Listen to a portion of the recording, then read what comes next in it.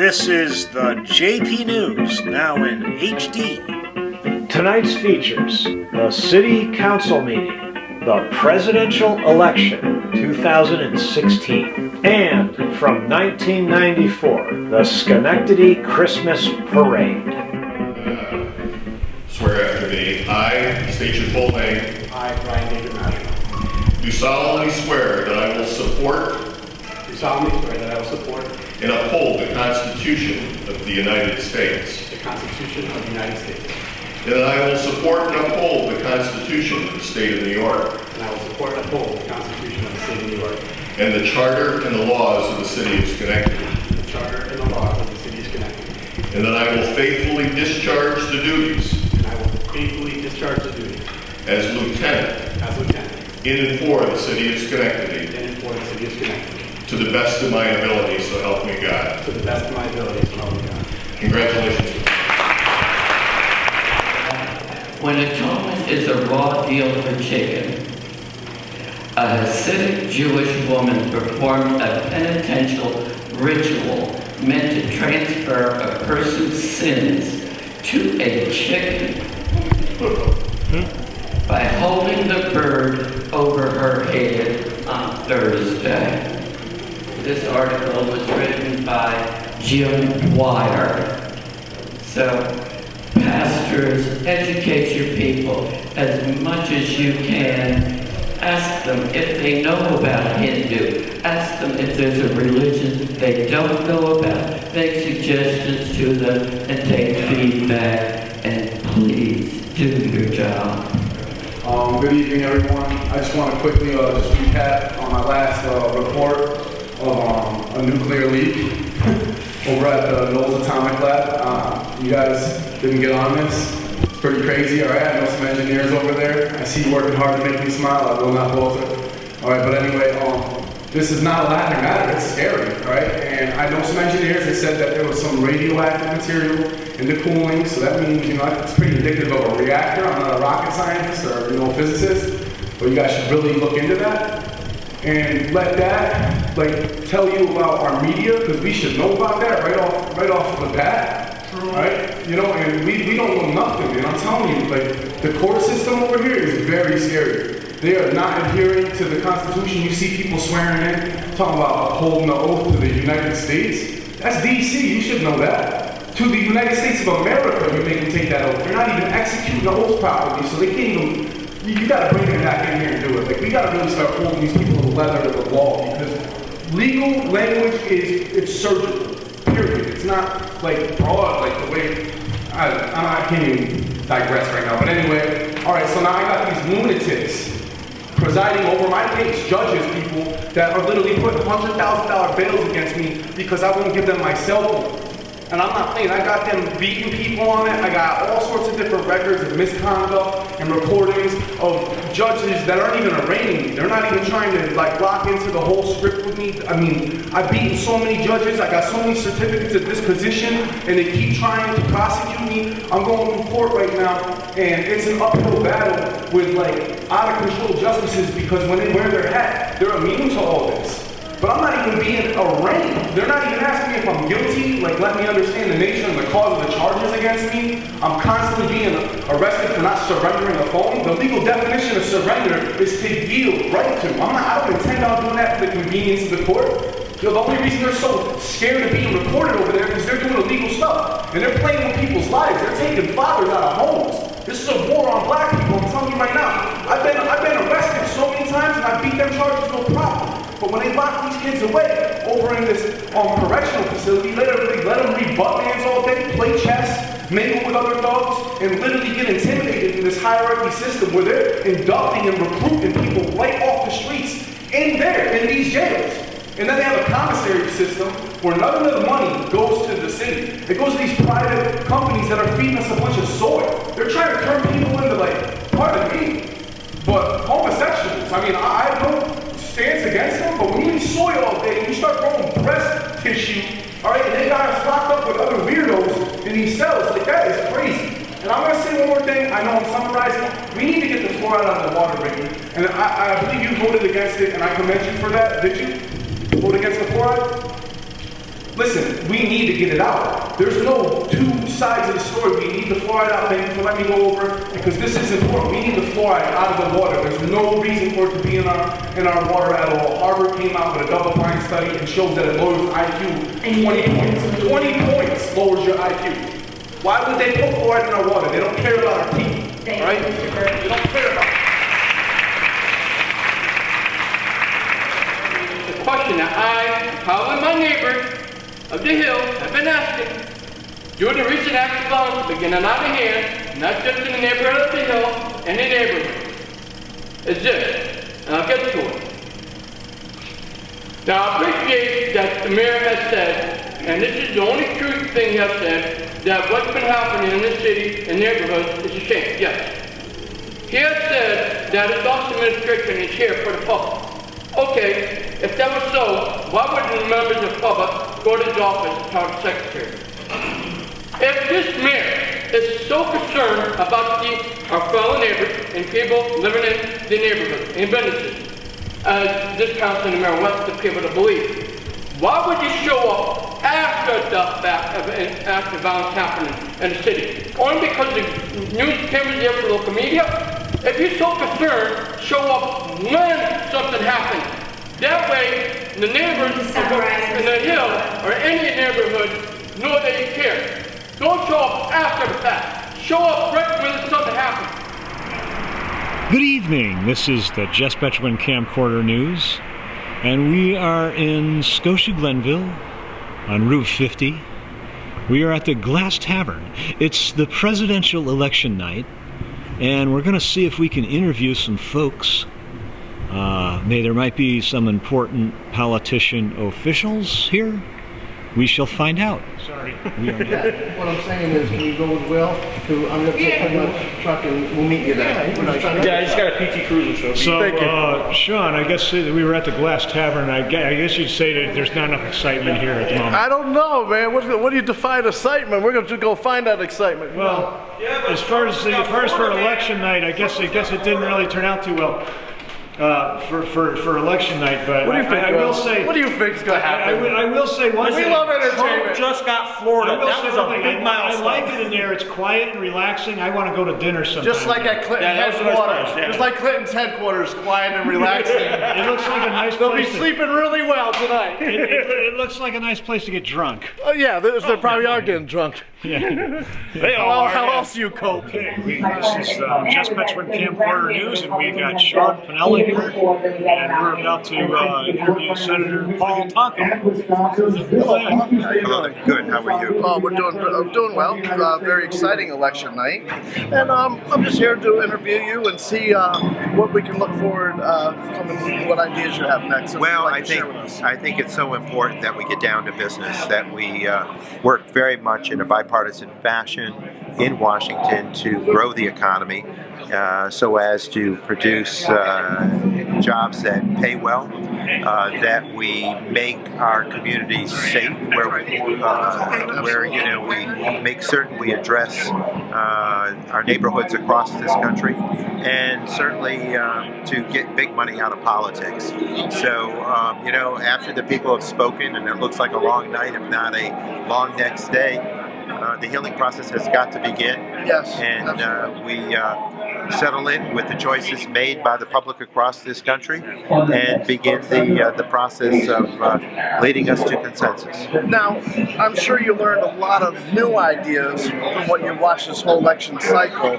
I mean, it sure gives you new ideas of what the people want. And as far as I know, since I've been a kid, you have been what the people want, and you do come up in relation to what people need and want. You always have relevant new ideas. Well, what ones that matter that you like the most? Well, people remind us that we need to invest in our country, from research and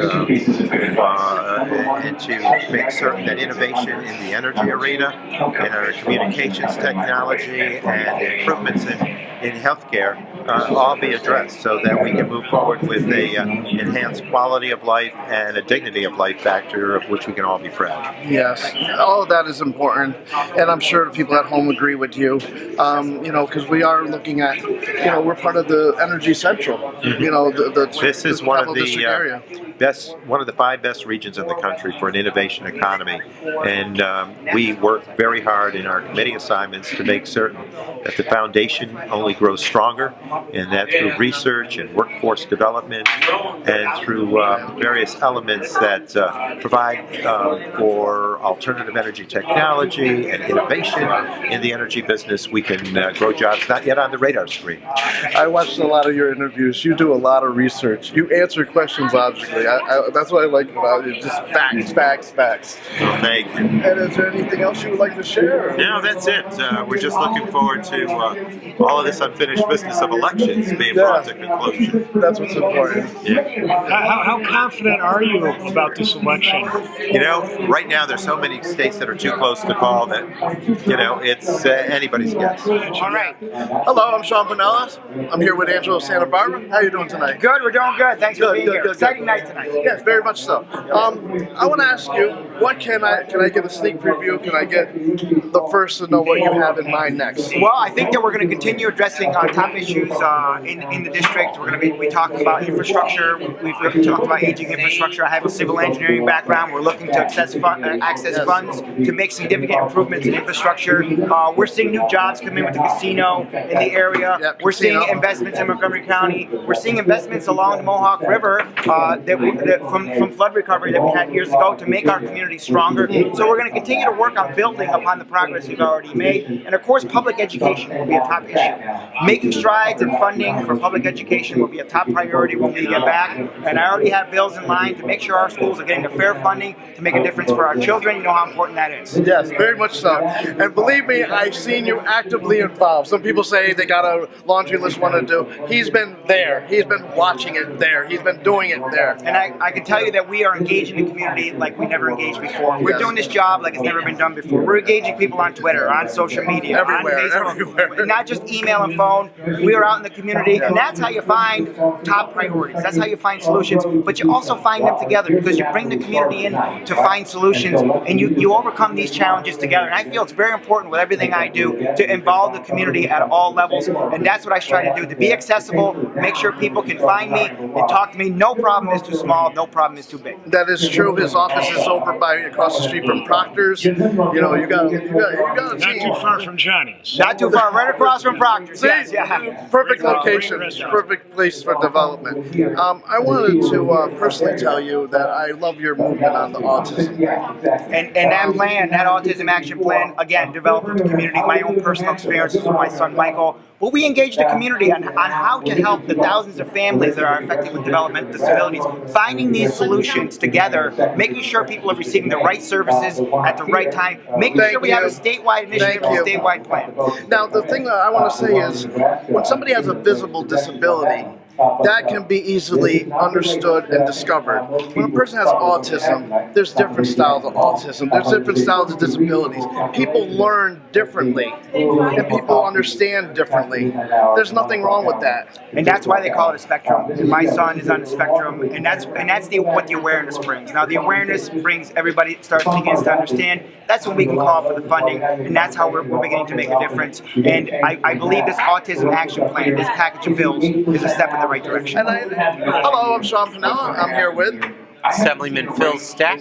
And tonight I'm going to ask you some questions, see if I can get a sneak preview of what you got in mind next. Okay. For our community here. All right. I'm sure you've seen a very creative election with a lot of people with new ideas, different ideas, and it's made an influence on me on the next things of what to do, and and I just want to get your input of what you feel is important. I'm sure you got a lot of ideas, not enough to share on one program. Well, I think the main thing is that I think people in the United States feel that the middle class is under attack. For example, in 1980, the top 1% of income earners in New York State earned 11.9% of the income. Today, that's 30.2%. Now, people might disagree as to how do you address that problem, but that's, I think, the main problem that's facing my district. It's a very middle-class district, Colony, Niskayuna, and I have all of Schenectady except for Bellevue, Hamilton Hill, and Mount Pleasant, which are represented by Angelo Santabarbara. Yeah, and he's a good team member. He has a lot of good ideas. I've known him myself since I was young. Right. You know, and with you two working together, I'm sure that'll make a big difference. I'm looking forward to your teamwork with him, with changing Mount Pleasant and changing those districts. And I see those changes. No, Schenectady's made a lot of progress, and that's actually, I came here tonight to the Schenectady County event because I enjoy working with the people in the Schenectady County portion of my district. I mean, Colony is 83,000 people. It's huge. Wow. So you did your research. Yes, it's about 60% of my district is the town of Colony, and then the other 40% of Niskayuna in the city. Yeah, there's been a lot of development in Colony. Every time I drive by Wolf Road, there's another building up. All the time, but that presents challenges. We have traffic issues. We have to, the infrastructure of the town has to be expanded to meet the needs. One of the bills that we've introduced would apply to all municipalities, Niskayuna and Schenectady included, which is to create a fund at the state level for water and sewer infrastructure improvement. Wow. Most of our systems were built with federal funding, but the federal funding has gone away. And one of the reasons for that, quite frankly, whether people like it or not, is that when you're going to be pursuing, intervention in foreign conflicts all over the world, you're not going to have much money to fix your water and sewer systems. Yeah. So it both falls to the state government to do that. We need to keep the tax cap in place, but in order to do that, we got to have more state funding for some of these projects. We are here at the Wedgeway Barber Shop, and this is the Jess Petrequin Camcorder News. And we got Tom Rorick, the youngest barber here at the Wedgeway Barber Shop. Tom, what do you, being the day after the presidential election, what are your thoughts on the outcome of the election? I think it's a better choice for America that Donald Trump got elected over Hillary. Yes. But it's not who I voted for, but I'd much rather have him be in office than Hillary. I just think Hillary's a liar and a murderer, and etc. Okay. I personally voted for Independent Party, but the odds of that, one of them being elected, were slim to none, which I kind of knew going into it. But I couldn't consciously make a decision on voting for Trump or Clinton. So, what are your thoughts about the people that refused to vote? I think that's pretty much retarded. How about cowardly? Cowardly, that's a better word. Yeah. Because that gives you no reason to complain for the next year. I concur. Because you pretty much wasted thousands of votes that weren't counted towards a certain person by not voting. I believe that gave whoever you didn't want the seat in the office as president. Okay. So, yes. Hi there. In the aftermath of this election, it's all apparent that we didn't all agree on who got elected for president. But what we have to stop is the fighting among each other and the hatred we have among each other for our different preferences. Remember, folks, it is not an individual that divides us. People divide people.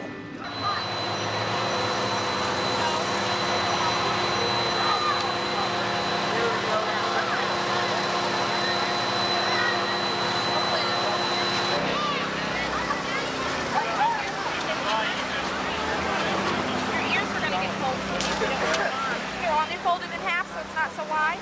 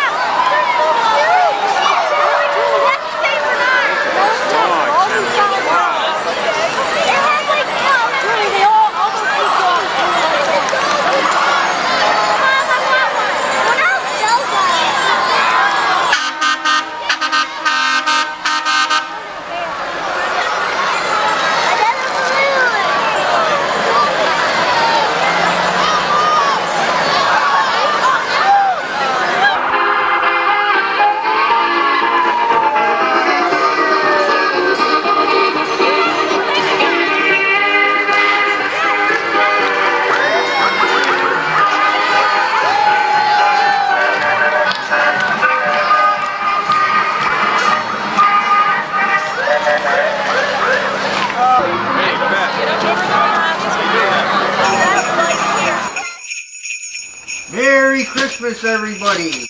Merry Christmas! Merry Christmas! Merry Christmas! Merry Christmas!